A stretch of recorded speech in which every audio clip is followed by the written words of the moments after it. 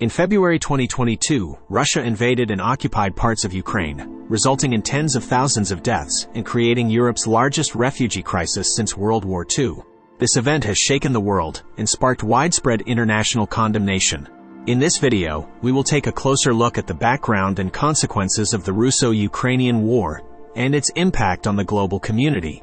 Join us as we delve into the complexities of this ongoing conflict.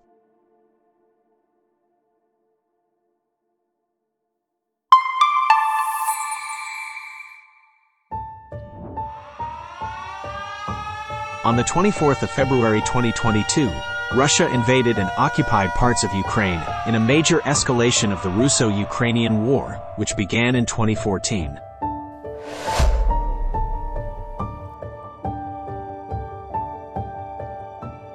The invasion has resulted in tens of thousands of deaths on both sides and instigated Europe's largest refugee crisis since World War II. About 8 million Ukrainians were displaced within their country by June, and more than 8.1 million had fled the country by March 2023. Refugees leaving Ukraine, hundreds of thousands of Ukrainian women and children. After the Revolution of Dignity in 2014, Russia annexed Crimea, and Russian-backed paramilitaries seized parts of Ukraine's Donbas region, sparking a regional war. Throughout 2021, there were massive Russian military buildups near Ukraine's borders, but Russian officials denied plans to attack Ukraine up to the day before the invasion. The invasion began the morning of the 24th of February 2022, upon Russian President Vladimir Putin's announcement of a special military operation, seeking the demilitarization and denazification of Ukraine. Принято решение о проведении специальной военной операции. The invasion has been met with widespread international condemnation. Many countries imposed sanctions on Russia and its ally Belarus and provided humanitarian and military aid to Ukraine.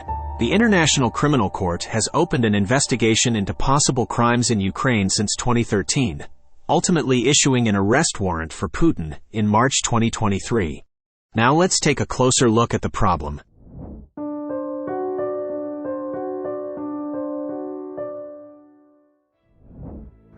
Ukraine was a very important part of the Soviet Union, which was an enemy of the United States during the Cold War. It was the second most powerful republic after Russia, and had a lot of important industries and military equipment. When Ukraine decided to leave the Soviet Union in 1991, it weakened the whole country. After becoming independent, Ukraine tried to find its own way and work with Western countries like the EU and NATO, but there were deep divisions within the country. People in the West wanted to be more like Europe, while people in the East wanted to be closer to Russia. In 2014, Russia took control of Crimea and began supporting separatists in the Donbas region. This led to a very violent conflict that lasted for several years and caused many deaths.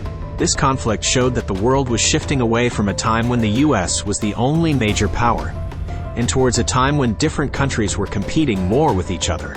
In 2022, Russia invaded Ukraine in order to overthrow the government led by Volodymyr Zelensky, who was aligned with Western countries.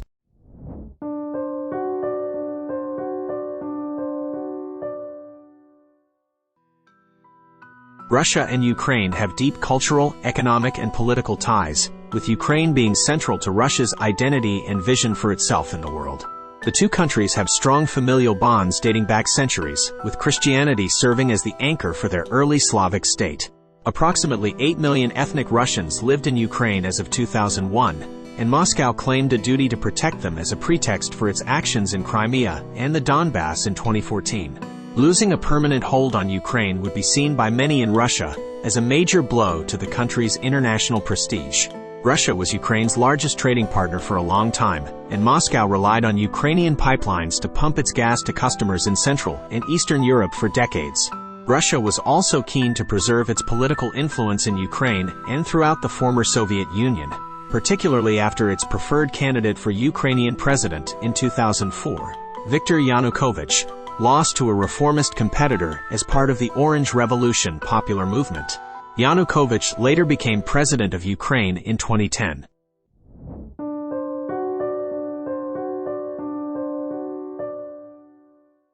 The tensions between Ukraine and Russia were largely caused by Ukraine's potential closer ties with the EU in 2013-14.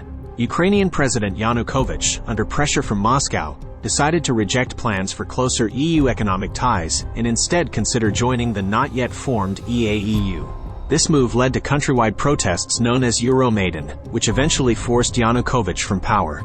Putin framed the resulting turmoil as a Western-backed fascist coup that endangered ethnic Russians in Crimea, justifying his covert annexation of the region. Putin also supported separatists in southeastern Ukraine, which he referred to as Novorossiya. Russian provocateurs, including security agents, played a role in the anti-Euromaidan movements in the region. However, Russia officially denied involvement until its wider invasion of Ukraine in 2022.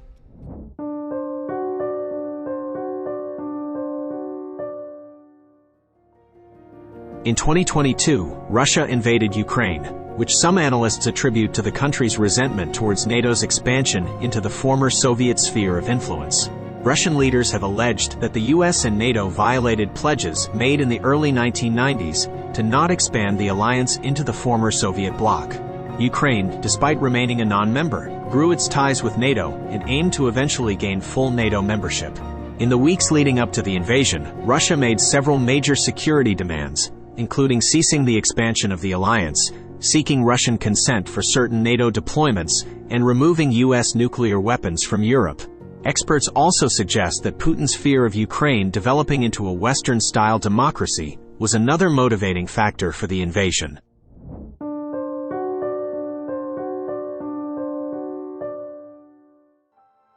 Putin's Russia aims to restore its former power and prestige and become a great power in northern Eurasia, not to recreate the Soviet Union. By seizing Crimea in 2014, Russia gained a strategic foothold on the Black Sea and can project power deeper into the Mediterranean, Middle East, and North Africa. Putin's controversial views of the shared history between Russia and Ukraine have raised concerns among Western foreign policy experts. In 2022, Russia invaded Ukraine, crossing a force of some 200,000 troops into Ukrainian territory from the south, east, and north. However, Ukrainian forces marshaled a stalwart resistance that succeeded in bogging down the Russian military. In August 2022, Ukraine launched a major counteroffensive against Russian forces, recapturing thousands of square miles of territory in the Kharkiv and Kherson regions.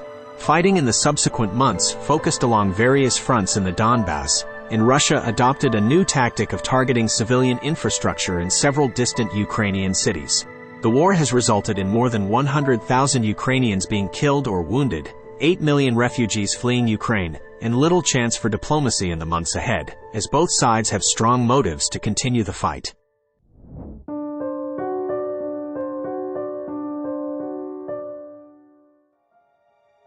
After the collapse of the Soviet Union, the US urged Ukraine to give up its nuclear weapons, while also focusing on bolstering democracy in Russia. However, some experts argued that the US should have worked on promoting geopolitical pluralism in the rest of the former Soviet Union. In 1994, former US National Security Advisor Zbigniew Brzezinski wrote that a stable Ukraine was crucial to balance Russian power, and without Ukraine, Russia would become an empire. Following Russia's annexation of Crimea in 2014 and the 2022 invasion of Ukraine, restoring and strengthening Ukraine's sovereignty has become a top US and EU foreign policy priority, with increased defense, economic, and humanitarian assistance to Ukraine and sanctions on Russia. Western leaders are cautious not to escalate the conflict, which could pose a nuclear threat.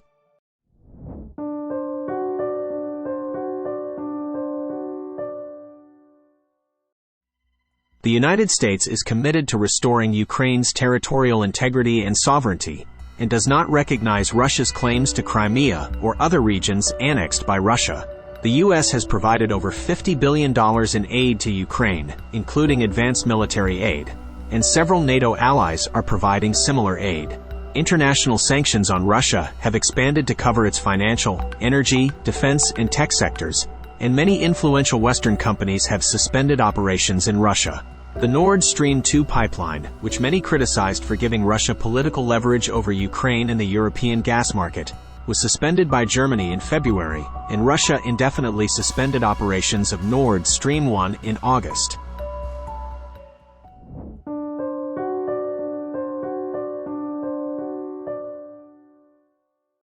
Ukrainians overwhelmingly do not want to be part of Russia, but their views towards Russia were positive before Russia annexed Crimea in 2014. The annexation changed attitudes dramatically, and support for closer ties with NATO increased. A 2019 survey showed that while 44% of Ukrainians supported NATO membership, only a quarter wanted NATO troops and bases stationed in Ukraine. Recent surveys show that support for NATO has increased to 56%, especially among supporters of President Volodymyr Zelensky and residents in traditionally less Western-leaning regions. In contrast, a 2020 survey in the Russian-backed separatist territories showed that about half wanted to join Russia. In January 2022, a survey showed that the majority of the war-weary population in both government-controlled and separatist-controlled territories in the Donbas prioritized everyday economic concerns over which country they live in. Despite not wanting the war, Ukrainians are prepared to resist Russian aggression to defend their independence.